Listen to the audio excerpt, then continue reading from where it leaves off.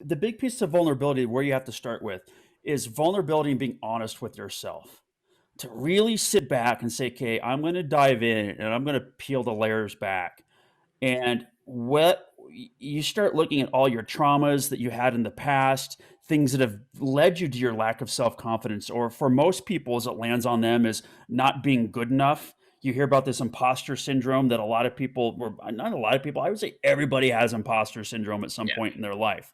And getting to people are the living root in of it that, right and now yeah, at and pharmacy and school. realizing because because all we do is we start integrating the good that we're seeing other people do, and we start putting them on a level of better than or less than yourself, as opposed to really, owning the pieces about you that are amazing that show your worthiness.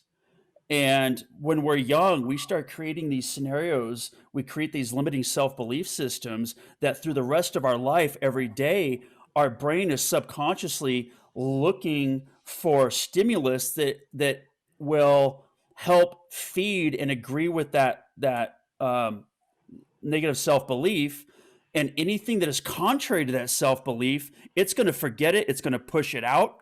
And so, an example in my own life, and say as a coach, or in the pharmacy world as a doctor, whatever it might be, you might have impact out of 100 people. You could impact 99 people that transforms their life, but that one person that didn't get it, or maybe went in a different direction and spiraled downwards, that's the part of the negative self belief that your brain is going to internalize and hold on to, where you're going to start saying, "I'm not good enough. See, I can't do this. Other people are better at it."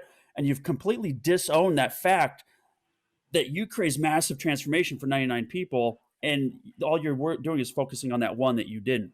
And when you can flip that around, it's so empowering to do that. But you have to go back to those things that happen to us when we're young. That's what it ultimately comes down to.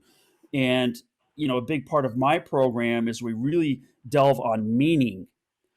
And we as humans are meaning making machines. That's all we're doing all day long. And 1,000, 2,000, I should say, maybe 4,000 years ago, it made sense because that's the ego. That's the ego attempting to create meaning, to preserve and keep your body safe. And when we're young, at that age, when we start having self realization and a sense of separateness from our family, those are when we get cemented in our brain the negative associations and negative self belief systems.